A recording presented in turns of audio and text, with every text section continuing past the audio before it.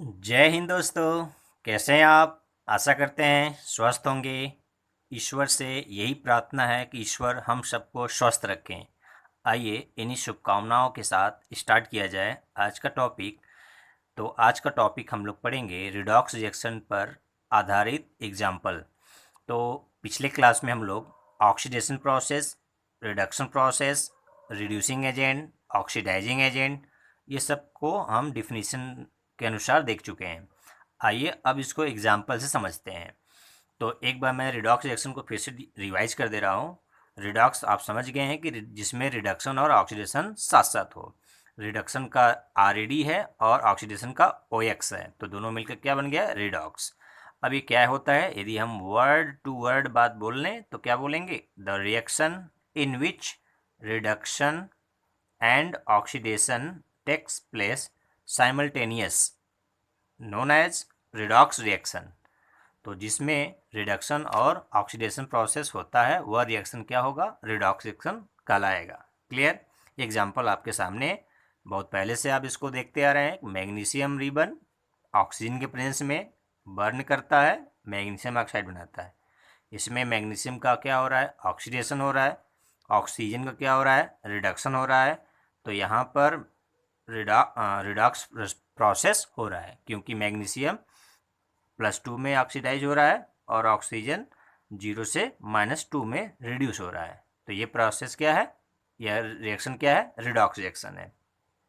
अब हमने ये +2 और -2 कह दिया, कैसे आपको समझ में आया कि सर हम कैसे जाने कि +2 या -2 हो गया?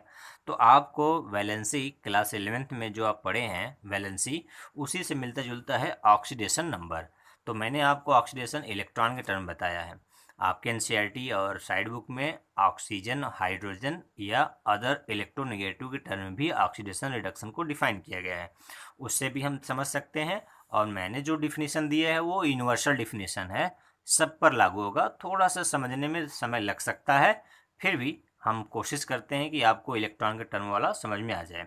तो आइए उसको समझने के लिए हम कि कैसे किसी एलिमेंट का ऑक्सीडेशन नंबर हम कैलकुलेट करें या समझें, तो ब्रीफ में हम आपको बताने का प्रयास कर रहे हैं। यदि आपको समझ में आएगा तो ठीक, नहीं समझ में आएगा तो हाइड्रोजन और ऑक्सीजन को आप टर्म में समझ सकते हैं। आइए देखिए ऑक्सीडेशन नंबर क्या है। तो ऑक्सीडेशन नंबर को आप यदि डिफाइन करना चाहेंगे तो कहेंगे the number of electrical charge.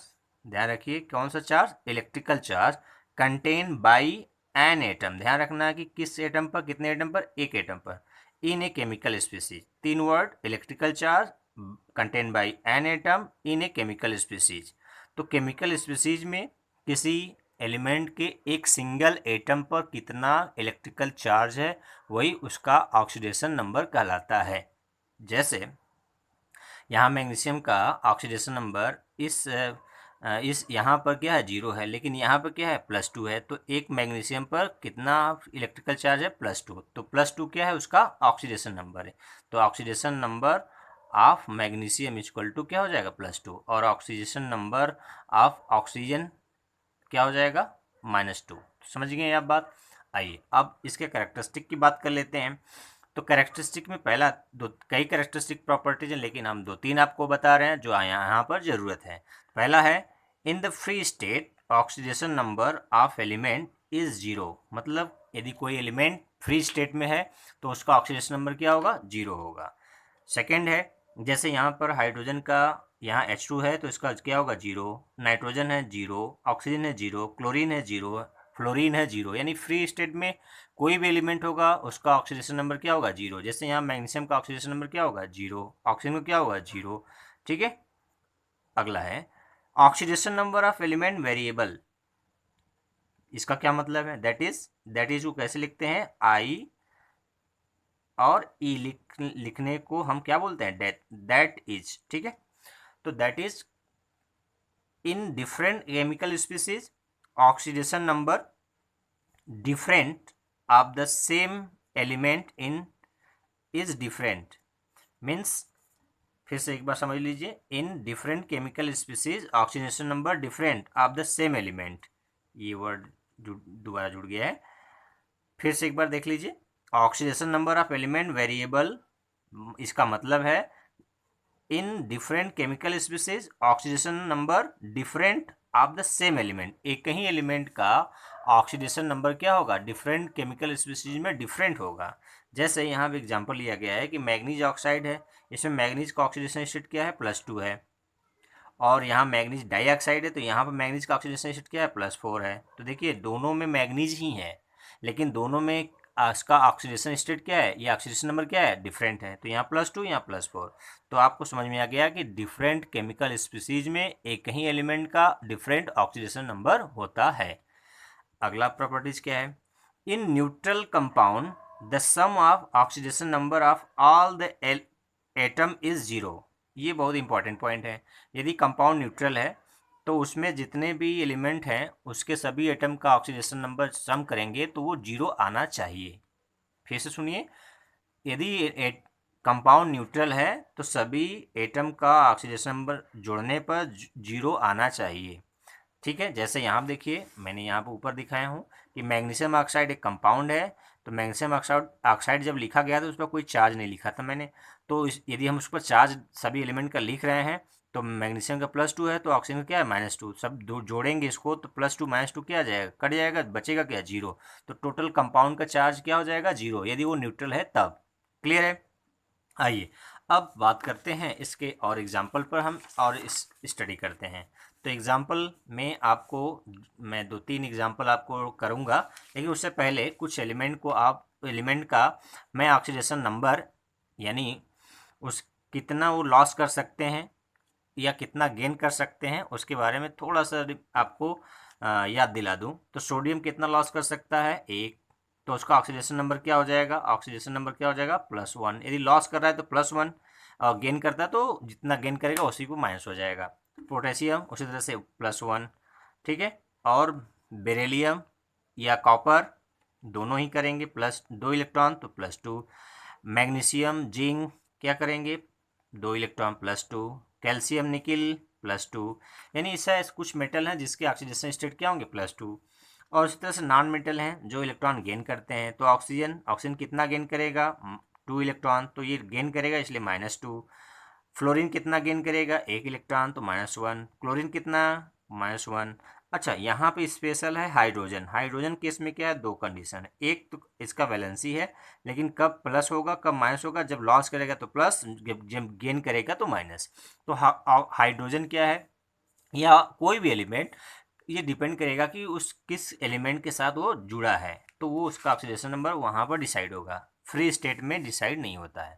तो आइए हम अब इसको कुछ एग्जांपल लेकर इसको और समझने का प्रयास करते हैं। तो देखिए यहाँ कॉपर किसके साथ रिएक्ट कर रहा है, ऑक्सीजन के साथ। जैसे मैग्नीशियम कर रहा था उसी तरह से कॉपर कर रहा है, क्या बना रहा है, कॉपर ऑक्साइड। तो यहाँ पर इसका ऑक्सीडेशन स्टेट क्या होगा, 0 हो गया। यहाँ पे क्या है, इसका 0 है, और यहाँ पर क्या है, +2 है, यहाँ पर क्या है, इसका -2 है। अब बताइए इसमें किसका ऑक्सीडेशन हो रहा है, किसका रिडक्शन। तो देखिए कौन लॉस कर रहा है, कॉपर 0 से प्लस हो रहा है तो कितना लॉस कर रहा है, 2 इलेक्ट्रॉन पर एटम। तो यहाँ प्रोसेस क्या हुआ, ऑक्सीडेशन। अच्छा इसका ऑक्सीडेशन हो गया, तो जहाँ भी ऑक्सीडेशन होता है यदि 2 रिएक्टेंट है तो वहाँ पर रिडक्शन भी होता है, ये आपको जरूर देखने को मिलता है हर रिएक्शन में। तो ये ऑक्सीजन का 0 है, यहाँ पर 0 से कितना हो गया, ये -2, तो -2 हो गया तो गेन किया तो क्या हुआ, रिडक्शन। तो देखिए आप यहाँ पर रिडक्शन भी हुआ और ऑक्सीडेशन हुआ, तो ये रिडॉक्स रिएक्शन है कि नहीं है। अब इसमें आपसे पूछ लें कि इसमें ऑक्सीडाइजिंग एजेंट कौन है, रिड्यूसिंग एजेंट कौन है। तो आपको मैं पहले ही बता चुका हूँ कि रिड्यूसिंग एजेंट वो होता है जिसका ऑक्सीडेशन होता है, यानी वो सब्सटेंस जो ऑक्सीडाइज हुआ वो रिड्यूसिंग एजेंट कहलाता है। तो कौन ऑक्सीडाइज्ड हुआ, कॉपर ऑक्सीडाइज हुआ, तो ये कहलाएगा क्या, रिड्यूसिंग एजेंट। क्या कहलाएगा, रिड्यूसिंग एजेंट। और कौन रिड्यूस हुआ, ऑक्सीजन रिड्यूस हुआ, ठीक है, तो ये कहलाएगा ऑक्सीडाइजिंग एजेंट। ठीक है, आपको समझ में आ रहा होगा कि मैं जो डिफिनीशन दिया था उसको उसी को एग्जाम्पल से समझाने का प्रयास कर रहा हूँ।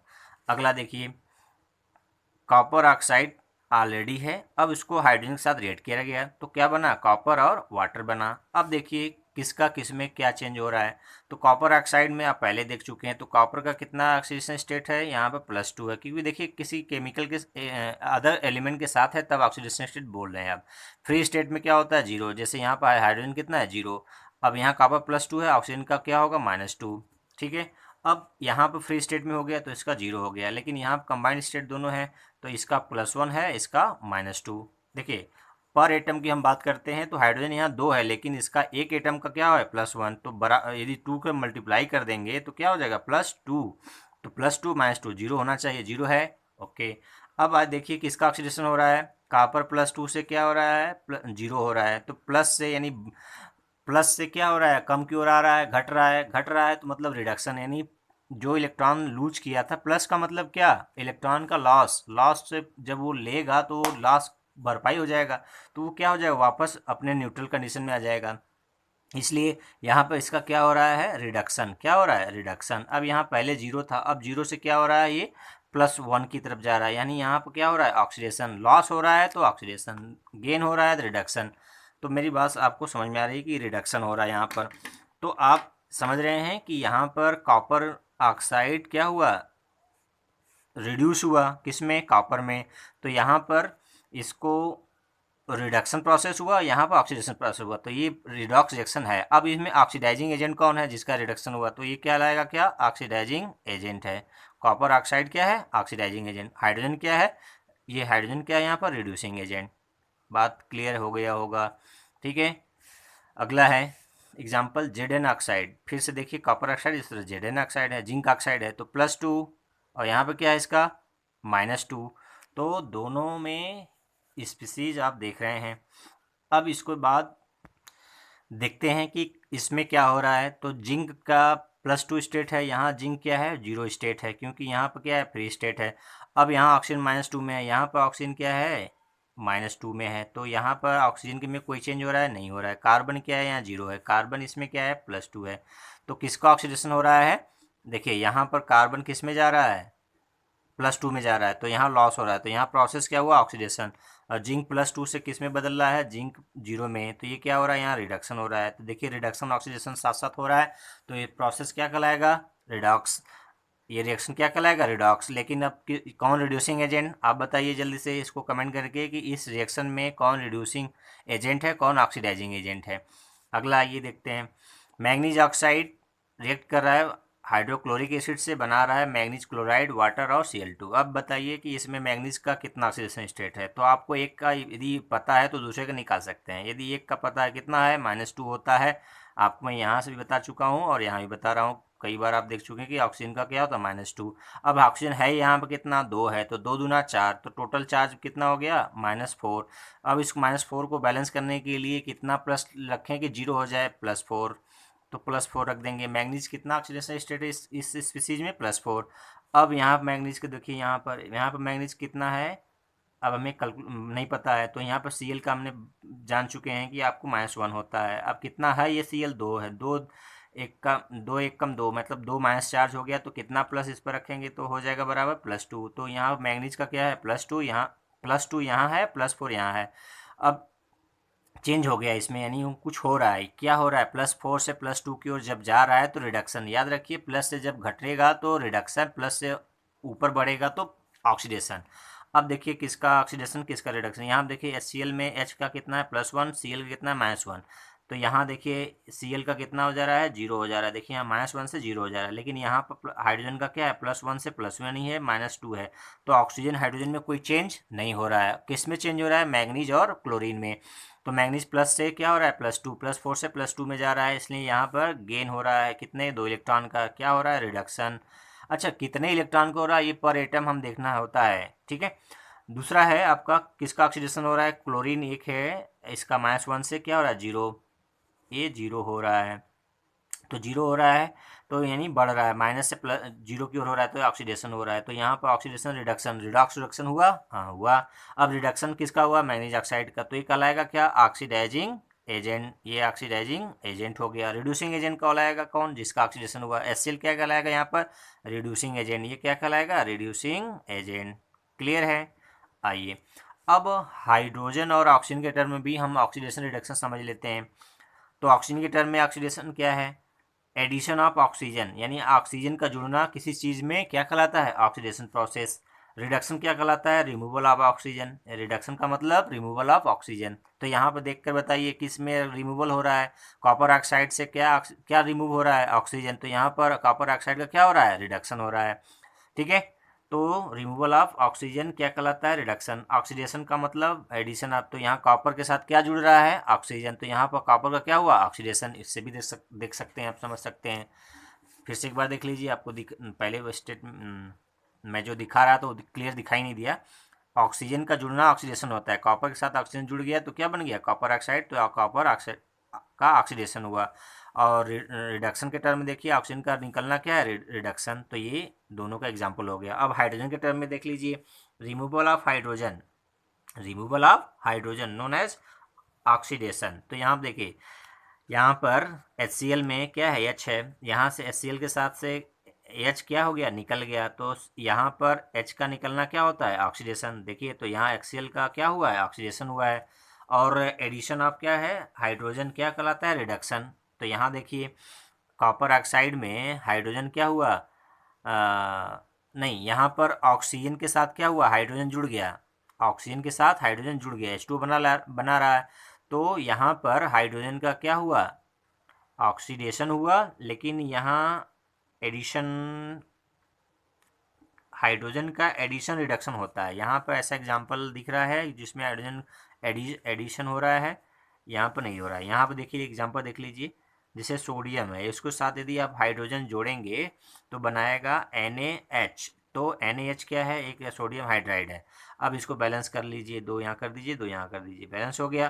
तो यहाँ पर सोडियम के साथ क्या जुड़ गया? हाइड्रोजन। तो ये क्या बन गया? NaOH। तो ये यहाँ पर प्रोसेस क्या हुआ? रिडक्शन। किसका रिडक्शन? सोडियम का रिडक्शन, सॉरी हाइड्रोजन का रिडक्शन हुआ, क्योंकि यहाँ पर हाइड्रोजन जुड़ रहा है। और सोडियम का क्या हुआ? ऑक्सीडेशन, क्योंकि यहाँ पे प्लस है, यहाँ पे माइनस है।